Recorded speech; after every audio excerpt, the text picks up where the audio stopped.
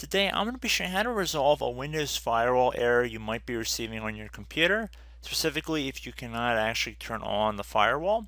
So in my case, if I go to Action Center, I can see we're getting a security and maintenance alert saying to turn on the Windows Firewall, and you would think just tapping on this would turn it on. However, we run into an issue saying security and maintenance can't turn on Windows Firewall, so then you'd be prompted to turn on Windows Firewall manually.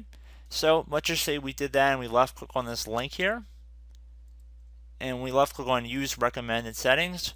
We receive this error alert saying Windows Firewall can't change some of your settings, and then we get the error code 0x800704222. I believe this error code's a little bit different than the one you might be getting in Windows 7 and maybe Windows 8. I think the last three numbers might be a little bit different. So we're going to just left click on OK.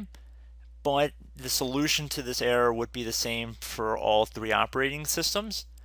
So I'm just going to actually minimize our Windows Firewall window here because we're going to come back to this in a minute. And we're going to head over to the Start menu and we're going to search up Services. It should be listed directly above Desktop App. So you want to left click on this. I'm going to expand the Services window a little bit. And then I'm going to click on the Name tab up at the top just so we can search descending order in the alphabet. And I want to select Windows Firewall, which should be right here. So the first thing we have to do is right click on the service and then left click on Properties. Underneath Startup Type, left click on this little drop down arrow and then select Automatic.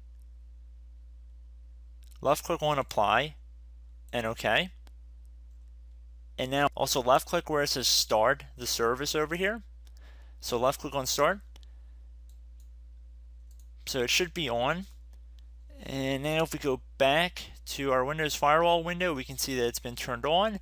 However, if it was not automatically done for you guys, just click on Use Recommended Settings again on this page and it should turn your firewall back on. So I hope this brief tutorial helped you guys out and I will catch you in the next video.